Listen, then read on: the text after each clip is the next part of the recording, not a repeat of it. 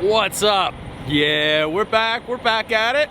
Down here in Laredo, picking up a load. Had my truck in the shop, and the mechanic did some good work, did some fine work. We're gonna go over all of that in a little bit. And also, if you are subscribed to me, then you probably saw the stories, if you watch the stories.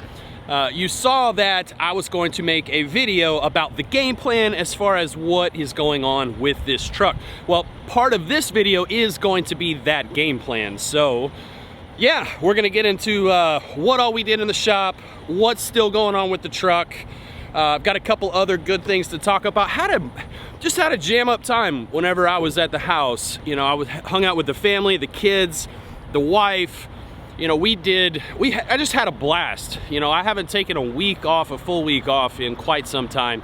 And to enjoy that and to be with the family, that was just amazing. You know, I wanted to stay on top of some YouTube videos, but, you know, I'm sure, you know, just like a lot of you watching this, you know, whenever we're at home being truck drivers, we're at home. You know, we're there with our families because we don't get a lot of that time. So every waking moment that that I could, with, you know, the wife or the kids, I spent it doing that as best as I could. Like I said, did try to stay on top of the videos, got 1 or 2 out, but didn't get to. I had like 3 more films, so we're just gonna have to see how this goes, how everything plans out. I don't know if you're gonna wind up seeing the missing vlog. Maybe it'll come in the future. Maybe I'll just scrap it, I don't know. But today we're gonna pick up a ramp load. Hopefully I can actually get some footage of putting these bad boys, these ramps, up. I'm gonna have to use all 16 feet today, so that's gonna be interesting. But hopefully I can get some footage of that, because I still have yet to show you guys that. It's kind of hard to get that type of footage. But before I do that, I've got a few things that I need to do around here just to kind of, you know, get my day started. Do you guys have this problem too? Whenever you come off of just your more than typical absence, you know, if you take a week off normally, then, like, let's say after 2 weeks, or if you're only a 3-day guy like me, you know, whenever you take a week off, do you get discombobulated? I mean, you know, whenever you come back out here on the road, just it's so hard for me to get back into a routine, you know. And do you guys struggle with that? Let me know down in the comments down below. But hang around, this is gonna be fun. We're gonna have some fun here in 2020. We've got a lot of big things going on, super excited. But you guys hang around, and yeah, let's go pick up some Sprinter vans.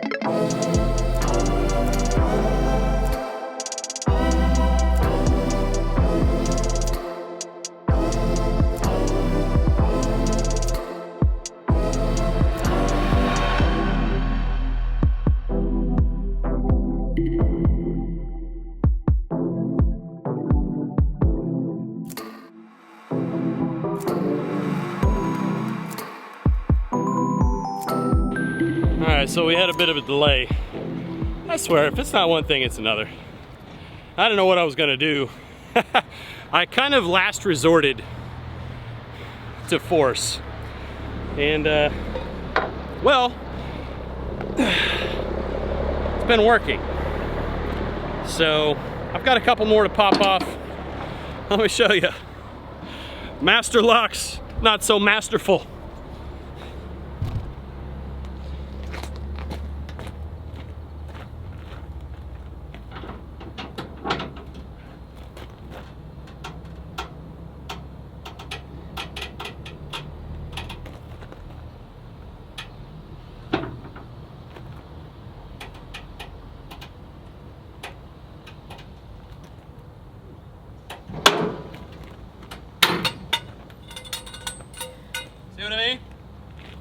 trying to take it nice and easy. We don't break anything else other than the lock.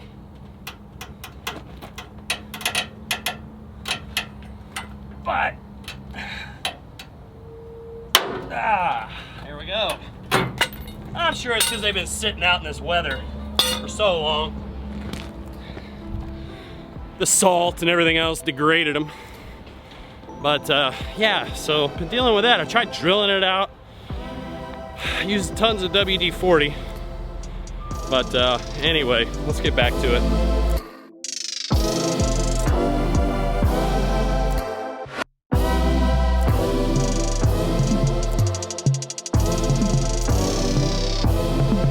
As you can see, it's a lot of work getting these things out.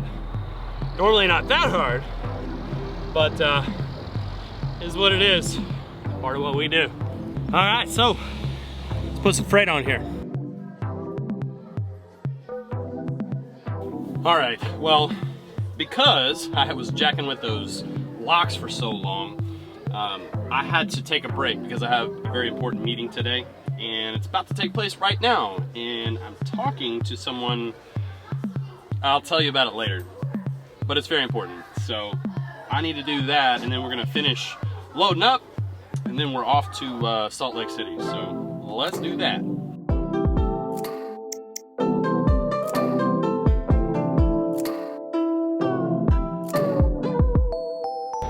All right, so the meeting went really, really well. Thought today was starting off a little rocky with that whole master lock thing. Yes, I actually broke those off. How crazy is that? But hey, whatever works, whatever gets the job done. Guess the tennis ball thing doesn't work. It seemed, you know, seemed good in theory, but you know, it is what it is. Anyway, so yeah, meeting went well. Also, really excited about this. I got my lab results back from the oil analysis.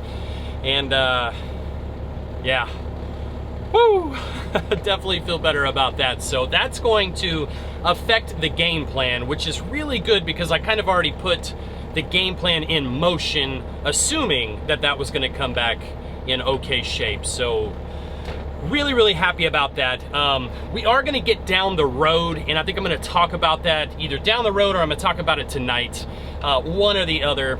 But I've gotta put down some miles. You know, I was here so long today, not gonna be able to put down as many as I wanted to, but that's all right. I don't have to be there until Monday. It's only Friday, and it's only like 1,400 miles, so we're in really good shape. But yeah, so you know what? Before we do that, let's go ahead and talk about this really quickly. This video is sponsored by Trucker Tools, and it's probably one of the most useful apps for a truck driver, period, whether you're a company driver or an owner-operator. If you're new out here, it'll tell you, you know, kind of how to slide your tandems. It'll point you in the right direction of all the truck stops. If you're an owner-operator, one of my favorite tools is the Fuel Route Optimizer. You can punch in your route and it'll tell you absolutely the cheapest fuel on your route. So check it out. Download that today. The link is in the description down below in the box. But we're gonna get down the road. I feel so much lighter. I feel so much lighter. I called my buddy up and you know, I'm waiting on him to eventually answer the phone. Yes, this is the Riverdog Express hotline. Your problem is my problem. How can I fix it? Because it seems lately that's just all I've been calling him for. So sorry, man, but really happy that he's there and can point me in the right direction. So super excited about that. Anyway, enough yabbering. That's all we're doing is yabbering. Let's roll. Okay, so here we are cruising along these back roads, these beautiful back roads. Some of the best Texas has to offer. Texas Best. By the way, speaking of Texas Best, if you've never had Texas Best barbecue, you're missing out. Good stuff, good eating. Can you tell I have food on the brain? Yeah, I'm hungry. But you can see there's no civilization in sight, so we're just gonna press on and work on our summer figure. Anyway, let's get into some of the plan, actually, let's go over what we had done in the shop. And then I'm gonna get into the game plan whenever we stop tonight. So gonna be a little bit later in the video, but what we did in this shop. So the missing vlog that I mentioned earlier, that I may or may not get to at some point in time. But when I left you guys, I was dropping a load in Effingham, and I had the truck just shut off on me. So it's kind of been one thing after another here lately, and unfortunately that's just kind of the way the cookie crumbles. This is really the first time the truck's ever given me any sort of issue whatsoever, and come to find out that the truck shutting off was self-inflicted.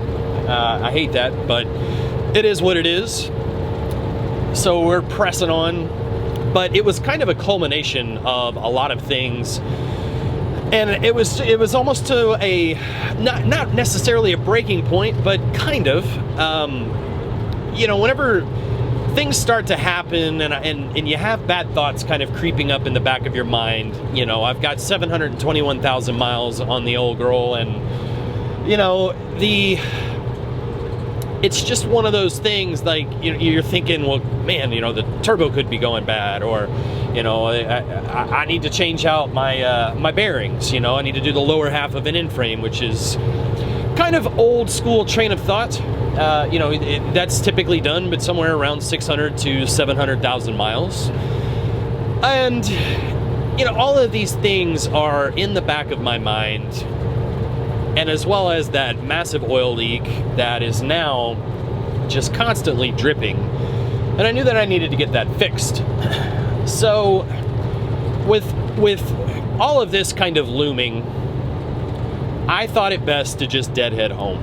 And I know that's crazy. I know it's crazy. But there was kind of method to my madness, I thought, because I had gotten quotes from other places, and they told me that 2 days tops they could have what I was trying to get done, which was rear main seal, the flywheel housing gasket, and because all of that's off, the oil pan gasket, have, you know, while they're in there, have them, you know, check. There's a bearing, carrier bearing in the transmission, and then have them check the input shaft while they're in there. And have a look, you know, just have a look at the clutch, see what everything looks like. And so all of that, you know, is about a 2-day job. At least that's what I was quoted from a couple different shops. And so I thought, well, if I deadhead home, if I go home right now, I can have it in the shop Wednesday morning, and hopefully I can get it back some point on Friday and still pick a load and roll. So that was kind of the thought behind it, rather than going over there, grabbing it, sitting through the weekend.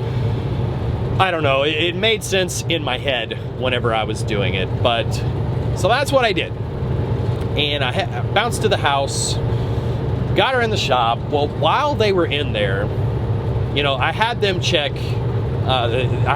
pressure, basically pressurize the coolant system, because I've been losing coolant. We don't know where it's going. It's not leaking on the ground. There's no evidence anywhere on the engine. It's not in the oil. It's not in the fuel. So it's just, I mean, I don't know. The engine is eating it. The old Cummins is just drinking coolant more than my son drinks milk. But so I had them pressurize the coolant system, and the only place that it was leaking from is a place which I don't even know if I mentioned on the vlog before, but I had my heater core back in the cab back there. It went out, so it was pouring coolant from back there. Well, I had TA Petro. I know. I had them block off those 2 lines. There's 2 lines back there, and it's kind of where the drive shaft has the joint back there. There's a little U-joint back there. And I had them block off those 2 lines, seal them together, and that should have fixed everything. But this coolant pressure test, it showed that was the only place that my engine is actually leaking coolant. So that's interesting. I had them, you know, upon finding that, I had them block it off up here near the firewall. So up here at the front of the engine. And this guy's taking forever to turn. Come on, dude. Had them block that off up there because that's a little bit more of a permanent fix. You know, I mean, sure, I could fix the heater core, but I didn't want to be down another day. And I don't really use the AC or heater in my back, in the back there in the cab. The only thing that I use back there is my my bunk heater, and that has nothing to do with that system. So I thought, you know what, quick fix, let's just block her off, no big deal.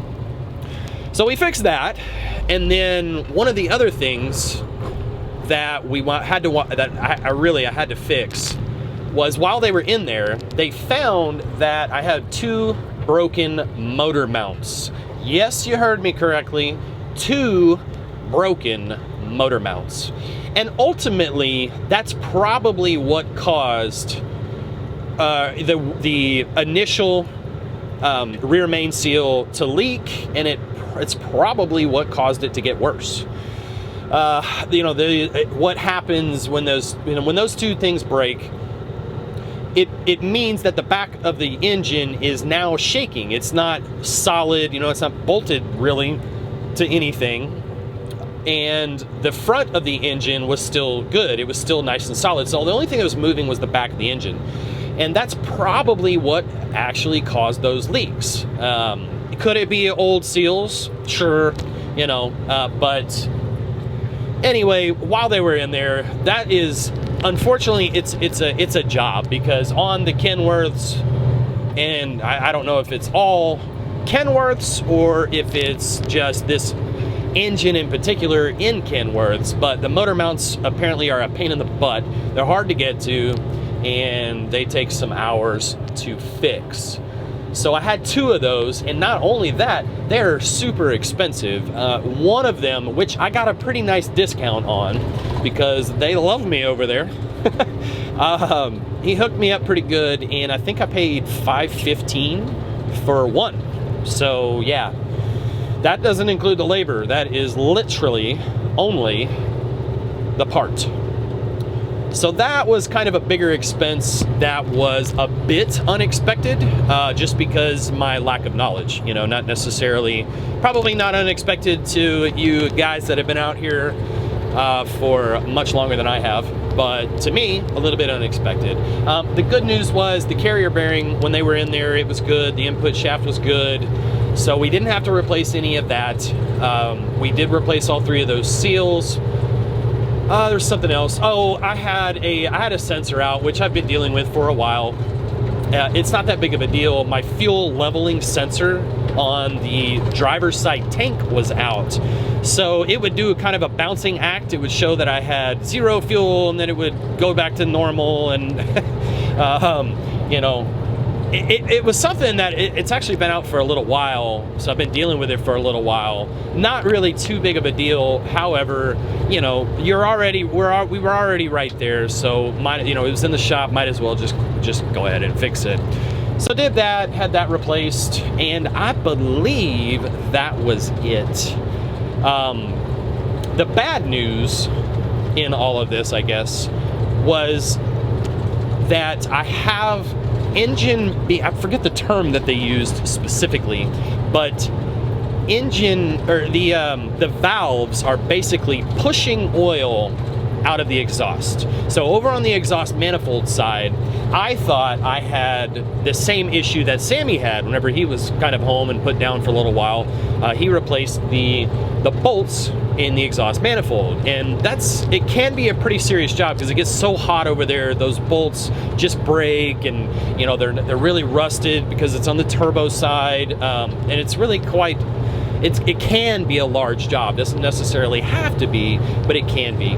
And anyway, so I have valves number 2 and number 5 pushing oil over there. Now, the good thing is, because they found that, they went ahead and by the way, it's not soot, okay? If the exhaust manifold is leaking from broken bolts, or it's just leaking from the gasket being bad, what's going to be around those bolts is going to be soot. So you can actually rub your finger on that, And if it's not wet, then it's probably soot. But if it is wet, then it's going to be oil, and that's going to be coming from the valves. So not really that big of a deal. It is certainly something that I want to get fixed. But it's something that I can certainly deal with for now. It's pretty minor. Number 5 is worse than number 2. Number 2 just started not too long ago. Number 5 looks like it's been going at it for a little while. So next, I don't know, I'll probably have it fixed sometime in the next few months, because I like to stay on top of the maintenance. I don't like to go down the road with things that are wrong. That rear main seal drove me nuts. Oh, couldn't stand it. But anyway, so that was what, the other thing. Whenever they found that the valves were pushing oil, one of the things that they needed to check to kind of rule off the list was the turbo. So they pulled the turbo apart and checked it, and it was bone dry inside of there. So that's great. 721,000 miles on the OEM turbo, that's really, really good. And especially without a drop of oil to be found. So everything checked out so far while they were in there. They looked up into the engine, they checked everything that they could. They just gave it a kind of a good, nice yearly checkup, even though it's been 2 years. They gave it a nice checkup, and everything kind of checked out well. Now, what I'm going to cover here in a little bit is, and it's something that I think every single owner-operator should be doing. Now, this is one of the things that I'm so extremely frustrated about Loves. I know I don't talk bad about particular companies on this channel, and I do that for a reason, but I'm very angry at Loves for multiple reasons. One, they bought out the Speedco. That's not one of the reasons. However, what they did to it, one of the things that they did, if you get your oil changed at Speedco, then it used to be whenever you're purchasing a PM, you're purchasing a certain amount of gallons of oil. Well, Loves changed that policy, and I'm sure this is probably how it works in the shops too, but if you have an additive, like I use gear lube in my oil, and so whenever I put that gear lube in, I'm 1 gallon short of natural oil whenever I fill it up all the way to the top. So I usually get that gear lube gallon filled up with the regular oil that I'm paying for. And then whenever, I get low on oil, I'm able to replace it. However, Loves did away with that. In their PM service, now it only includes enough to fill up your engine. So that's strike number 1. Strike number 2, they raised their prices $100. Oh man, that's infuriating. Number 3, the biggest, one of the biggest strikes of all is they are not repairing any of the oil analysis machines in the Speedco shops. So it used to be that all the Speedco shops had that oil analysis. You could have an oil analysis done for, I think it was like 20 bucks, maybe 25. And it's not a great oil analysis by any means. It's not as good as sending it off to a lab, but it was still better than nothing. It would obviously show signs of anything major going on. If something kind of major happened in between PM services, then it would definitely show up. So I was very, very frustrated about that as well. So 3 strikes and you're out, Loves. I don't spend money at your establishment anymore. Sorry, unless it's absolute emergency. But anyway, so the oil analysis. I had and he is a friend now, wound up meeting him at GATS. He hung out with all of us up there, and he is a good friend of mine. You don't meet friends like this often, so when you do, you hang on to him, and I guarantee you he's gonna be a friend for life. And Mike, man, greatly appreciated what you did for me. He recommended that I get an oil analysis from a specific lab, and it's actually on Kevin Rutherford's website, which is letstruck.com. Now, I know you guys are not, or some of you may not necessarily be fans of Kevin Rutherford, others may be huge fans, but this oil analysis, you can buy a single analysis, and I think it's like 40 bucks, or you can buy 5 for like 180 bucks. So that's a pretty good deal, considering, and it comes with shipping.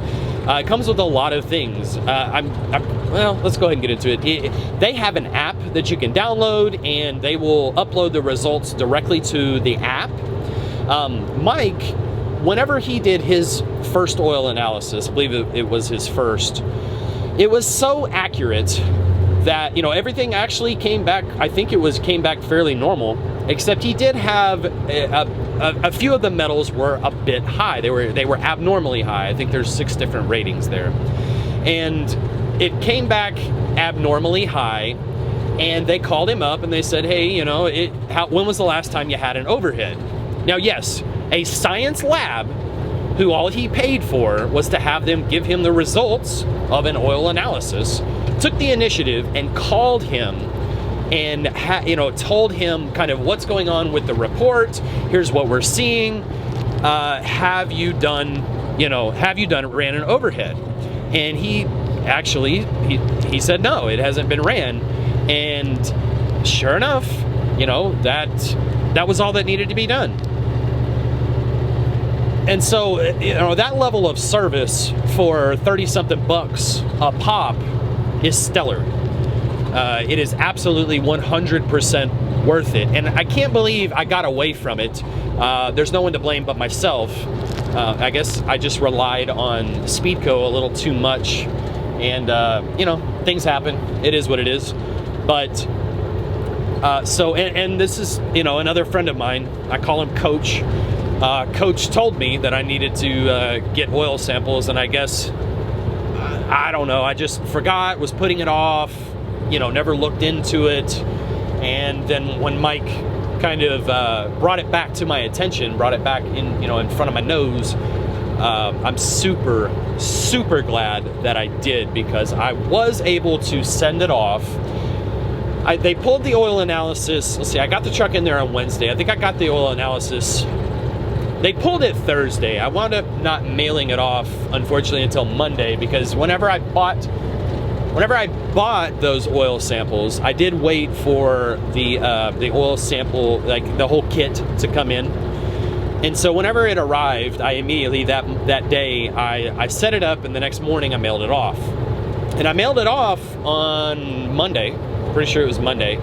And I now have my results back. Today's Friday. So that's an extremely quick turnaround. That's, you know, that's very, very impressive. We're talking about, that's dealing with the mail, them receiving it, setting up a new account, and, you know, the kind of the whole shebang. So I highly, highly, highly recommend that all owner-operators be doing this, because I knew that an oil analysis would kind of tell you what's going on as far as the major things. What I did not know is that a science lab, or I guess a company that specializes in oil analysis, I didn't know that it was so accurate to the point that they could tell you little things.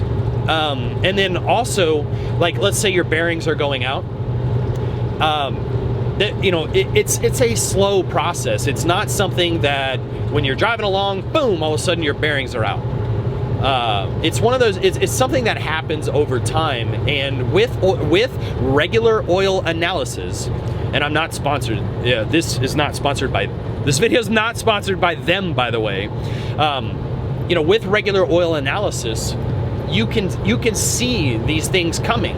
You're not blinded by anything. So, you know, if metals start to creep up, then you know, okay, well, it's time to save up. I need this much money, and, you know, or I'm gonna have to spend this much money. I keep my balance at X amount of dollars, so I need to make this much money. You know, you get the point.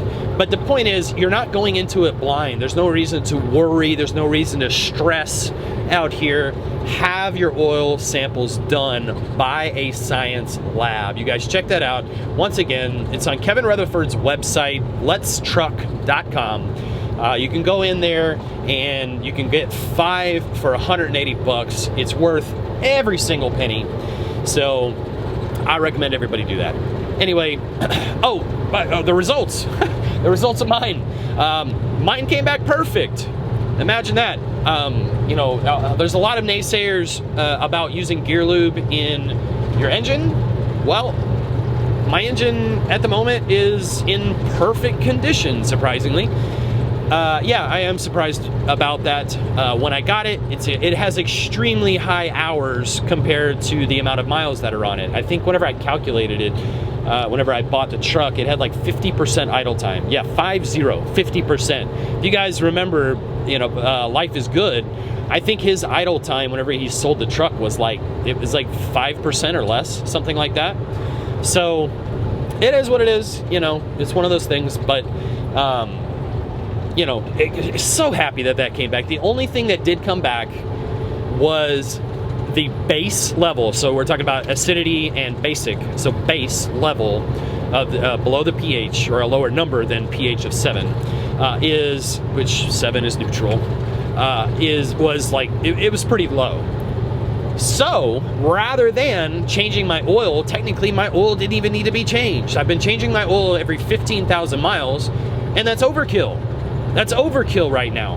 The oil was perfect. The only thing that needed to be added was some base, and they sell oil filters that you can, I don't think, not the oil filter that goes directly into the truck, but an oil filtration system.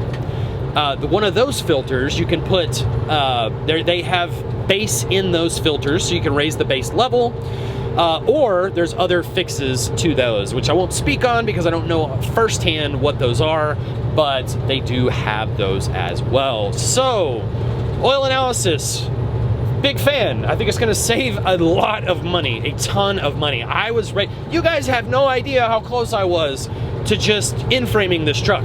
I was very, very close. I mean, I was looking at in-frames, I was looking at new engines, I was looking at pre-owned engines, I was looking at X15s, how much it would cost me to swap over from this 2250 to the X15 Cummins. I was looking at cat motors. I was looking at everything. I was even looking at new trucks. So very close to spending a lot of money very unnecessarily.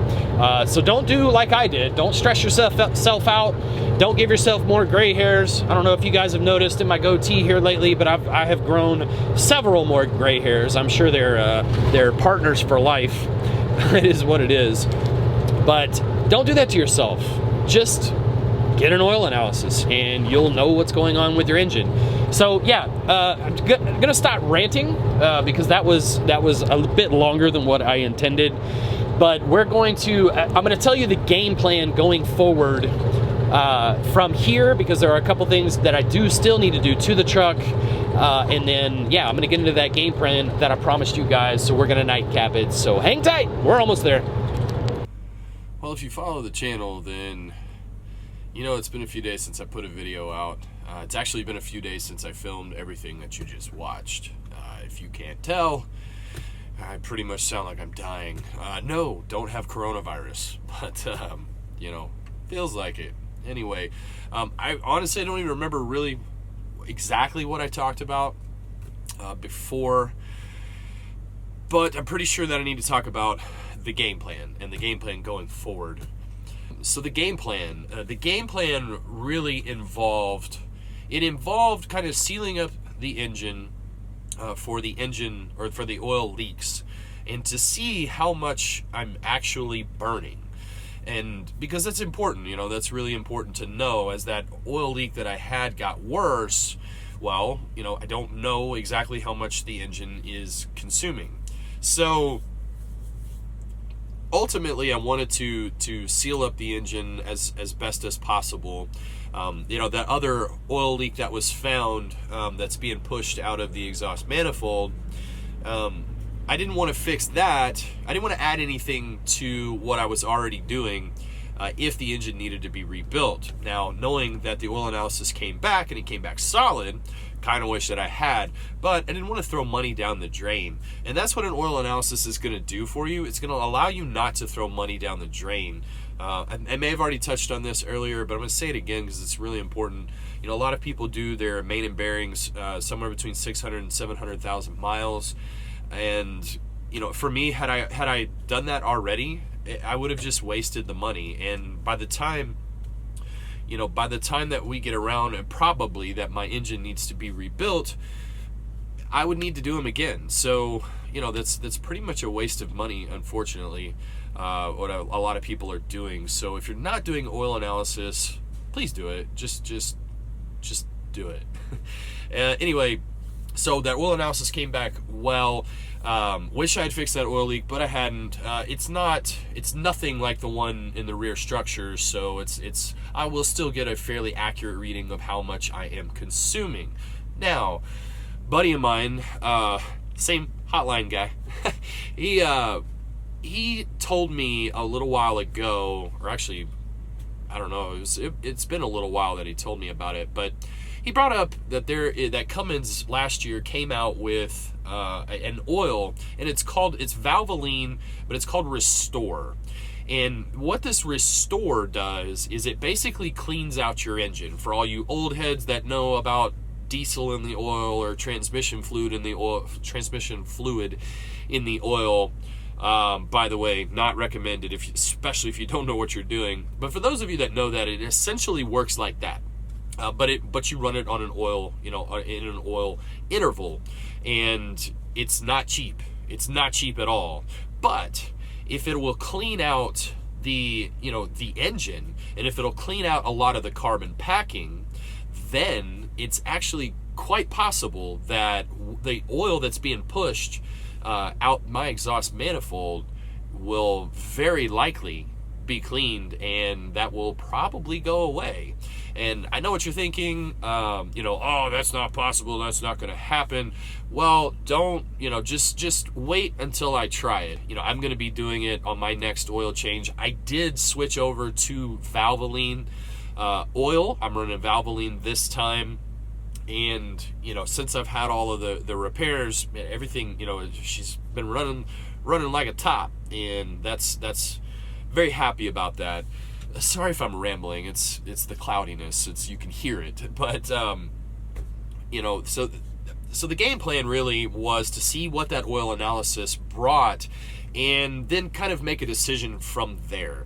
If something popped up on that oil analysis that I was going to need to do a rebuild soon, then I was just going to go ahead and rebuild the engine and move on. I did, as I mentioned before, I did look at all of my different choices. I looked at, buying another engine, dropping it in, doing a rebuild, and then just flat buying another truck. Well, buying another truck at the moment is off the table. There's a couple of reasons. They're personal reasons, and I'm not going to get into those. But the rebuild or the engine swap was certainly, it was going down. At least I thought it might be. Thankfully that came back, and I actually don't even have to worry about either of those things. And then while we were in the shop, I think I mentioned this earlier, but we did check the turbo. It looks great as well. So I really don't have any major services for quite a while. And if I just keep doing regular oil analysis, I'm going to have time to prepare for what's going on and create that game plan rather than having to react and do maintenance. I'll be able to see what's coming at me and be preventative. And that's the most cost-effective way to maintain your truck. So, from this point forward, I had a lot of plans with this truck. I was going to fix her up. I was going to, really customize her. I had looked at a lot of different things. I looked at putting stacks on the truck. I had a pretty big game plan as far as this truck was concerned. I thought that I was going to be keeping it for a long time, and so that was the thought process behind that. But now, knowing that I have, this engine easily could go 1,000,000 miles before it needs a rebuild, and I'm only sitting at 721. So I have plenty of time to go before anything really major happens, barring other normal things that we kind of run across out here on a daily. But I think the game plan going forward is to not fix up this truck and possibly in the future be getting something different. No, I'm not going to tell you what it is, but I've got some ideas. But yeah, anyway, so that's my game plan going forward. I'm going to say it again. do oil analysis if you own your own truck, and actually send it off to a lab and have that done. You know, I didn't know how good they actually were. So Mike, thanks, man. You know, I owe you big time. And, you know, yeah, so there it is. So there's the game plan, and hopefully I can stick to that game plan. And yeah, hopefully I can kick this cold, get back to, you know, more regular uploads. Sorry about that, guys. I mean, you know, life happens. I don't get sick very often, so when I do, I'm a baby about it. I don't care. Say what you want. That's a fact. But anyway, I'm going to get off here. That way I can edit this and hopefully get this out as soon as possible. But thank you so much for watching. Don't forget, download Trucker Tools. But as always, guys, stay driven.